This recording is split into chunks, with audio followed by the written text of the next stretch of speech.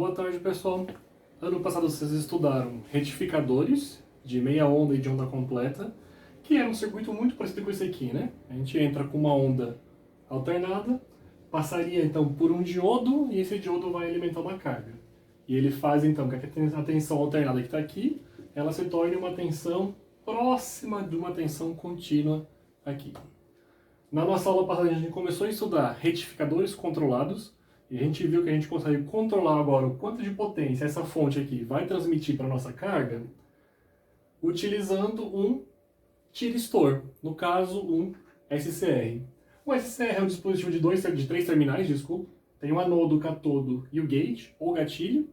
Sempre que ele estiver inversamente polarizado, ele não conduz, igual o diodo. Se ele estiver diretamente polarizado, ele também não conduz, ao menos que a gente faça passar uma corrente aqui pelo gatilho dele. A partir do momento que passa uma corrente pelo gatilho do nosso SCR, ele entra no modo condução e continua conduzindo até que a corrente passando pelo anodo e o cátodo dele vá a zero. Nesse momento ele para de conduzir sozinho. Vamos ver então as curvas características para esse retificador controlado.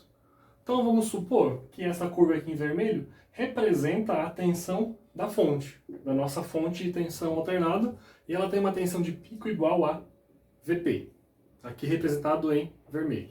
Já a tensão sobre a carga depende se o nosso SCR está ou não conduzindo.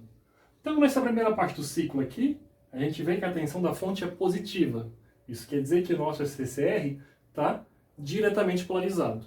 Entretanto, aqui no gráfico abaixo, a gente está representando a corrente de gatilho, e nesse trecho do nosso ciclo, o nosso circuito de controle não enviou uma corrente de gatilho. Então, esse SCR está bloqueado, não permite a passagem de corrente, o que quer dizer que a tensão sobre a nossa carga, ela se mantém em zero, porque não tem corrente passando por aqui para alimentar a nossa carga. A partir do momento que é colocada uma corrente de gatilho no nosso SCR, o SCR entra em modo de condução. E aí a tensão na carga passa a ser aproximadamente igual à tensão da fonte. Por que aproximadamente igual? Porque vai existir uma queda de tensão aqui no SCR, tá? Mas por praticidade a gente vai ignorar essa queda de tensão, tá? Supondo que ela é bem pequenininha em relação à tensão de pico da nossa fonte. Assim, a tensão sobre a carga vai acompanhar a tensão da fonte. E aqui nessa curva aqui embaixo, a gente vai representar a corrente que está passando pela nossa carga. Então, enquanto o nosso CR estiver em corte, nessa região aqui, não vai ter corrente passando pela nossa carga. A partir do momento que ele entra no modo de condução, bom, a tensão sobre ele vai ser mais ou menos uma cópia da tensão da fonte, e a corrente da nossa carga vai ser calculado como igual a tensão sobre ele dividido pela sua resistência. Então ele vai ser mais ou menos um espelho de como a tensão está variando sobre ele. Então a tensão vai aumentando chegando no seu pico, a corrente também aumenta chegando no seu pico, e quando a tensão for para zero, para de passar a corrente pela nossa carga. Repare aqui ó, que a corrente de gatilho ela tem uma duração pequenininha, tá? E mesmo depois que a gente encerrou a corrente de gatilho, o nosso SCR continua conduzindo, porque ele só vai parar de conduzir quando a corrente passando por ele for igual a zero. Que é o que acontece exatamente nesse ponto aqui. Ó. Nesse ponto aqui, essa corrente de carga, a corrente que está passando pela carga é a mesma corrente que atravessa aqui o anodo do nosso SCR, e ela foi para zero nesse momento. Nesse momento, então, o SCR entra em modo de corte, ele para de conduzir, e ele só vai voltar a conduzir novamente quando ele for polarizado diretamente e houver uma corrente de gatilho. E o que acontece aqui? Ó? Em todo esse ciclo daqui para frente, você vê que a tensão da fonte está negativa. Então agora, o nosso SCR está polarizado inversamente. Ou seja, ele não vai conduzir mesmo que haja uma corrente de gatilho. E a tensão da nossa fonte fica igual a zero por todo esse período.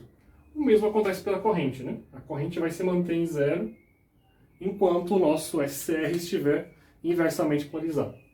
Então aqui, a tensão da fonte passa a ser positiva agora novamente, mas não há corrente de gatilho, então a tensão sobre ele se mantém em zero, e a corrente sobre ele também se mantém em zero, até que aparece uma corrente de gatilho e ele vai repetir o ciclo que ele tinha feito antes.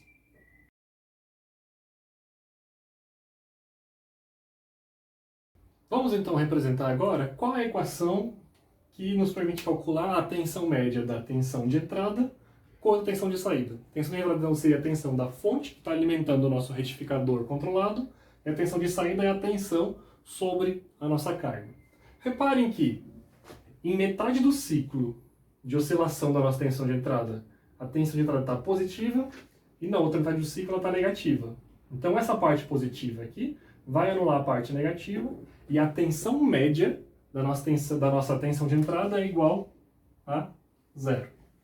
Já para a nossa tensão de saída, ela não vai se anular, porque vocês veem que ele não tem parte negativa. Para a gente conseguir calcular qual é a tensão média, a gente precisa se preocupar só com um ciclo da nossa onda. A nossa onda começa aqui e termina aqui. Aqui ela completa um ciclo, né? A tensão média é calculada como o quê? A área dessa região verde aqui, da tensão de saída, dividido pela duração do período.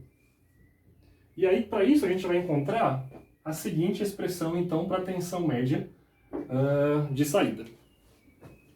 A tensão média de saída, então, é dada por essa seguinte expressão aqui, tensão de pico vezes 1 mais cosseno de alfa, em que alfa é esse ângulo aqui, a partir do qual o nosso circuito de controle dispara o nosso SCR. Lembrando que do início até o final do ciclo do nossa tensão de entrada, a gente tem 2π de ângulo, e aqui vai ser uma fração do ângulo de entrada. Já a tensão eficaz, ou tensão RMS, para a nossa corrente de entrada, como ela é uma onda senoidal, ela vai ter exatamente a expressão que a gente já conhecia e já utilizava anteriormente, né? Que é dado pela tensão de pico dividido pela raiz de 2. Já para a tensão RMS da nossa tensão de saída, a gente vai ter uma expressão um pouquinho diferente. E a gente tem então essa expressão aqui para a tensão eficaz da nossa tensão de saída. Repare o seguinte, quanto maior for o valor do nosso ângulo alfa, menor vai ser a tensão eficaz de saída e a tensão média de saída também. Isso porque, como o disparo está acontecendo de forma mais atrasada, vai ter uma menor parte do ciclo em que o nosso SCR vai estar conduzindo. E com isso a gente consegue reduzir a potência que está sendo fornecida para a nossa carga.